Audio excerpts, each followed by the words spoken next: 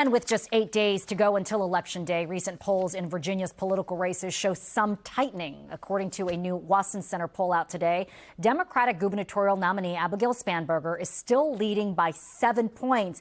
But in the midst of a texting scandal, the race for Attorney General now looks like it's a toss-up. For more context tonight, Ted Oberg asked our Julie Carey how the texts are affecting the race's final full week. What are you watching for in these final days before Election Day? Watching for the next round of polls. That's the thing I'm most interested in. And are we going to see that it's had any impact on Abigail Spanberger's margin, which has, for the most part, been in double digits. She's not calling him to drop out of the race. She says it's up to voters to decide.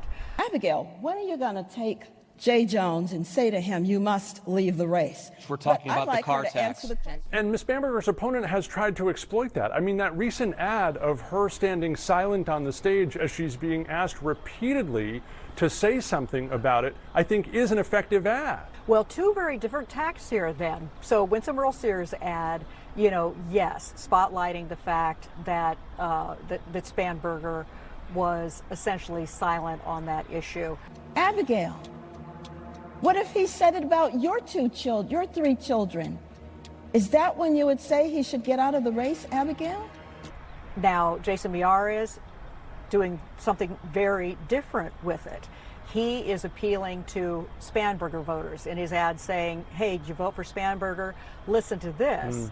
And so he points out that 3 times she refused to endorse him, and essentially says, why don't you split your ticket and vote for me for Attorney General? And I wonder, as you read these texts, how does it hit you?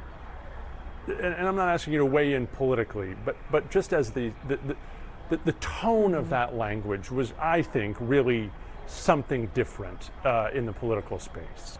Yeah, it's hard to find an equivalency in things we've reported on before. I think for voters, everybody has the same response. You're talking about hurting someone's children?